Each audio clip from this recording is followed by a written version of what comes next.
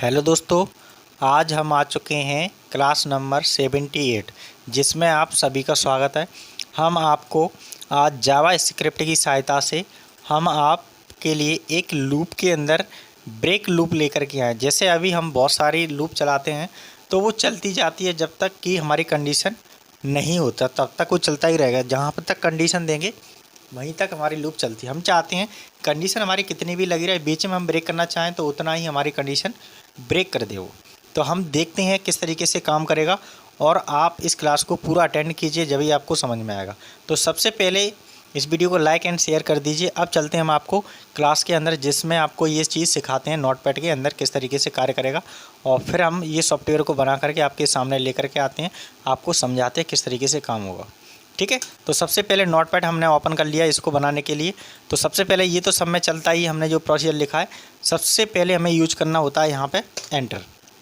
Enter करने के बाद यहाँ पे हमें बॉडी की ज़रूरत होती है, तो बॉडी पार्ट हमने HTML के अंदर ज़रूरत होती है लेस देन ग्रेटर देन के अंदर। इसके बाद फिर हमें डेटा का यूज करना होता है less than greater than slash button की सहायता से हमें बॉडी को क्या करना होता है, क्लोज करना होता है। ठीक है, बॉडी को क्लोज करने के बाद अब इसके अंदर हमें क्या यूज करना है, जैसे मान के चलो ब्रेक फंक्शन बना रहे हैं, ब्रेक स्टेटमेंट बना रहे हैं लूपिंग के अंदर, तो हमें यहाँ पे एक हेडिंग देना पड़ेगी जिसके अंदर हमें बताना पड़ेगा कि ये कौन सा वाला हमारा ब्रेक फंक्शन का काम कर रहा है या स्टेटमेंट का काम कर रहा है। तो यहाँ पे हम दे देते हैं किसके अंदर काम कर रहा है, वो जावा स्क्रिप्ट के अंदर क्या काम कर रहा है, ब्रेक का। तो BREAK ब्रेक ए लूप किस तरीके का है, लूप है, तो LOOP लूप हो गया। ठीक है, तो ये समझ में आ गया होगा। इसको स्टेटमेंट भी बोल सकते हैं, एक ही बात होती है, आप ब्रेक लूप बोल सकते हैं डायरेक्टली। तो दोनों चीज़ें एक ही बात है, कोई दिक्कत नहीं है। STATEMENT statement. ठीक है, इस तरीके का हमने हेडिंग बना करके इसको कंप्लीट कर लिया। देन उसके बाद एंटर किया। एंटर करने के बाद हमारी लाइन का बीच में स्पेस कर दिया।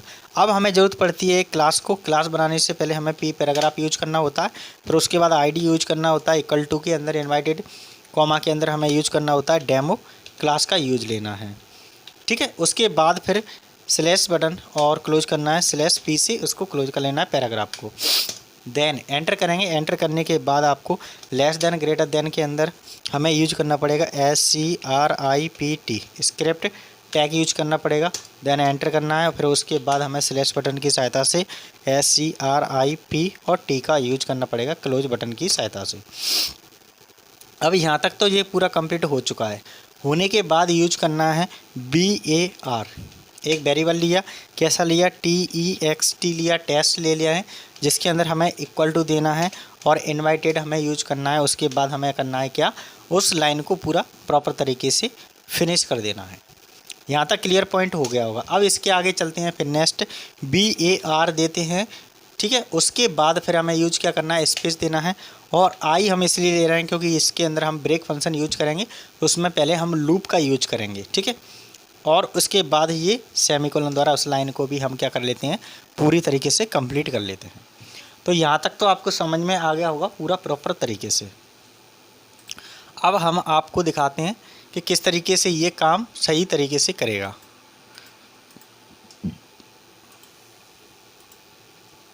इसको थोड़ा ऊपर ले लेते हैं जिससे आपको सही क्लियर दिखाई दे। इनिशियलाइज हो चुका है। ठीक है, अब चलते हैं यहाँ पे कौन सा लूप लगाएंगे, फॉर लूप का यूज करेंगे। तो सबसे पहले फॉर लूप में क्या करते हैं, इनिशियलाइज करते हैं। इनिशियलाइज करते हैं I = हमने क्या किया, 0।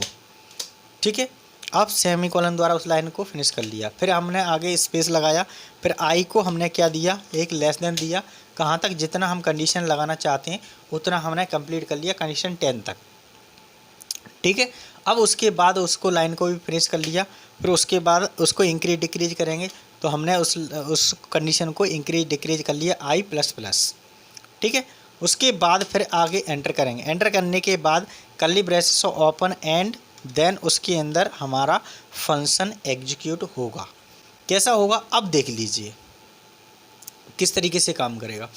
सबसे पहले यूज कर रहे हैं क्या, इफ़ यूज किया।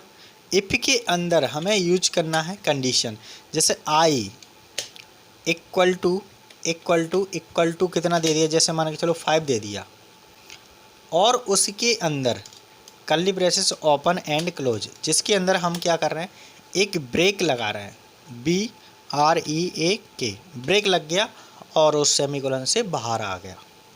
ठीक है, तो यहाँ तक तो समझ में आ गया होगा। देन एंटर करेंगे। एंटर करने के बाद फिर हमें क्या करना है, जो हमारा आउटपुट आ रहा है वो किसके अंदर आता है, टेस्ट के अंदर, क्योंकि हमने ऊपर किसको इनिशियलाइज किया है, वेरिएबल के अंदर टेस्ट यूज किया है, तो टेस्ट हम यहाँ पे यूज कर रहे हैं इसलिए। ठीक है, आगे थोड़ा स्पेस देना है, फिर प्लस बटन देना है, फिर इक्वल टू देना है, फिर आगे स्पेस थोड़ा सा, फिर इन्वाइटेड कॉमा के अंदर हम क्या लिखेंगे, दा लिखा, या यहाँ पे कुछ भी लिख लो, बात एक ही है। जैसे हम अपना नाम ही लिख लेते हैं, हटो धर्मेंद्र सर लिख लेते हैं, इतना सा। ठीक है, हमने ये पॉइंट यहाँ तक कंप्लीट करके बना लिया। अब चलते हैं थोड़ा सा इसको और आगे ले लेते हैं, जिससे क्या होगा, सही तरीके से इसमें डेटा शो हो जाएगा। तो यहाँ तक तो बन गया। यहाँ तक होने के बाद हमें क्या करना है, सही प्रोसेस को आगे बढ़ाना है। फिर आगे थोड़ा सा ऐसे बना लेते हैं, आगे ले लेते हैं, फिर हम यहाँ पे जाने के बाद फिर प्लस बटन लगाएंगे। ठीक है, अब जो हमें यहाँ पे आउटपुट में शो हो रहा है वो किसके आ रहा है, आई के साथ में चल रहा है, और आई को हमने क्या कर दिया, प्लस कर दिया। अब जो भी डेटा आएगा वो इन्वाइटेड कॉमा के अंदर हमें क्या रखना है, यहाँ पे ब्रेक करता आए, मतलब एक लाइन को छोड़ता आए, तो हमने ब्रेक यूज कर लिया। अब यहाँ पे होने के बाद इस लाइन को भी हमने क्या कर लिया, कंप्लीट कर लिया, हो गया।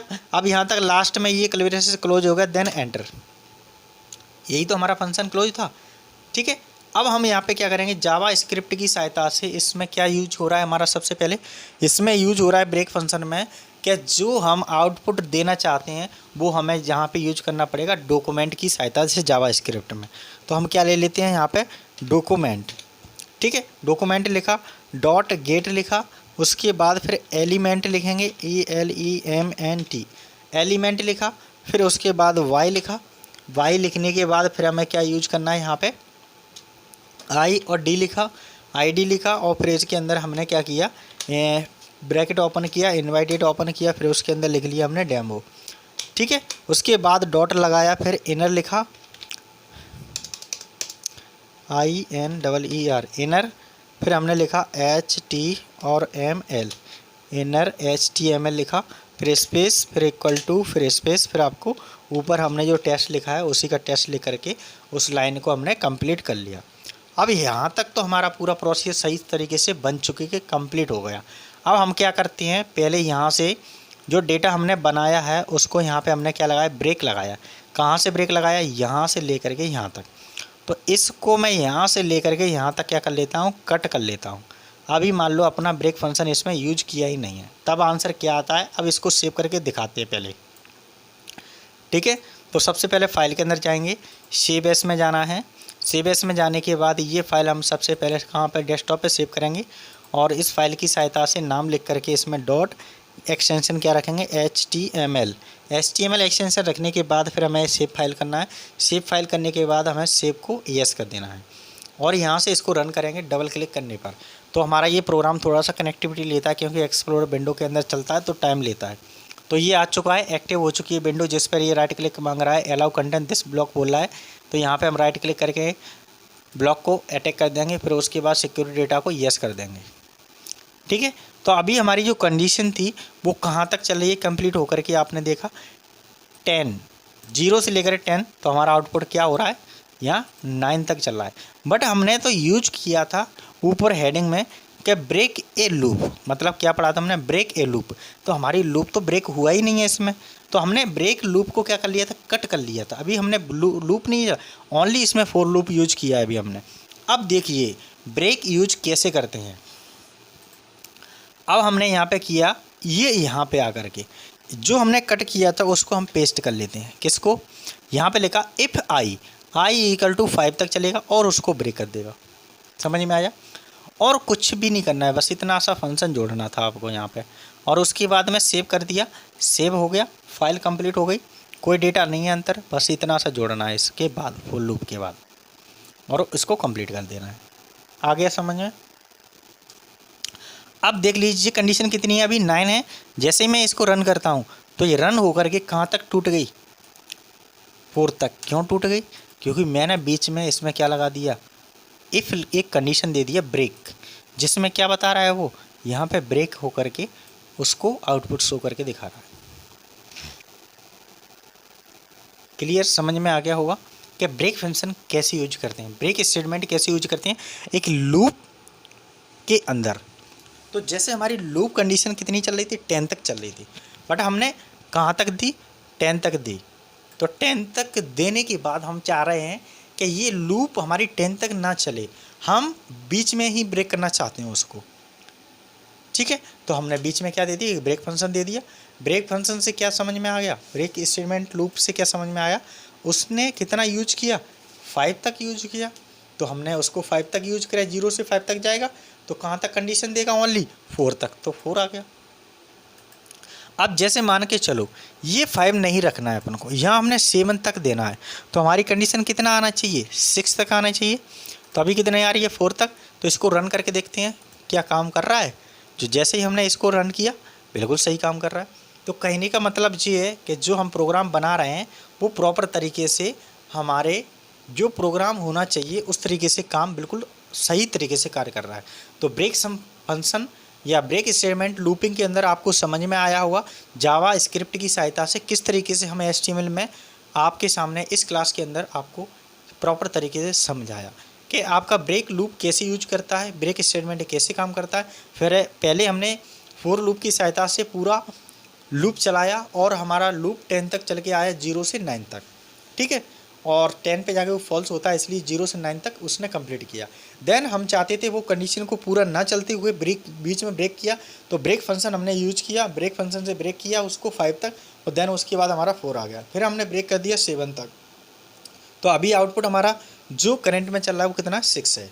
तो इस तरीके से हम फंक्शन को किस तरीके से ब्रेक करके सारे डेटा को इंक्लूड करके आपके सामने शो करके दिखा सकते हैं। तो आज की क्लास में आपने ये सीखा, बहुत बेनिफिट है आपके लिए, क्योंकि टेक्निकल क्लास में ये सारी चीज़ें आपको मिल रही हैं फ्री ऑफ कॉस्ट में। तो धर्मेंद्र 91 के नाम से हमारा चैनल है।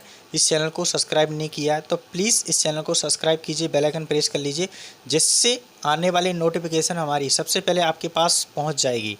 नहीं तो आपकी आल वाला एक्टिव नहीं होगा तो क्लास आपकी छूट सकती है, प्रॉपर तरीके से नहीं मिल पाएगी। तो आपके ऊपर डिपेंड करता है, इसलिए उसको एक्टिव करके रखिए और सब्सक्राइब करके रखिए। तो इस क्लास को सबसे पहले आपको क्या करना होगा, लाइक कर देना है, कमेंट कर देना है और शेयर करना है। सबसे ज़्यादा आपको 20 लोगों को तो शेयर करना है कम से कम, क्योंकि ऐसी क्लासेस हर बच्चे तक पहुंचना चाहिए और ये समझ में आना चाहिए ये किस तरीके से टेक्निकल प्रोसेस में काम करता है, हम कोई भी वेबसाइट को बनाने में या सॉफ्टवेयर डिज़ाइन करने में। Thank you very much. फिर मिलते हैं नेक्स्ट वीडियो में, जब तक के लिए सारी वीडियो को वॉच करते रहें हमारे चैनल पर। Thank you.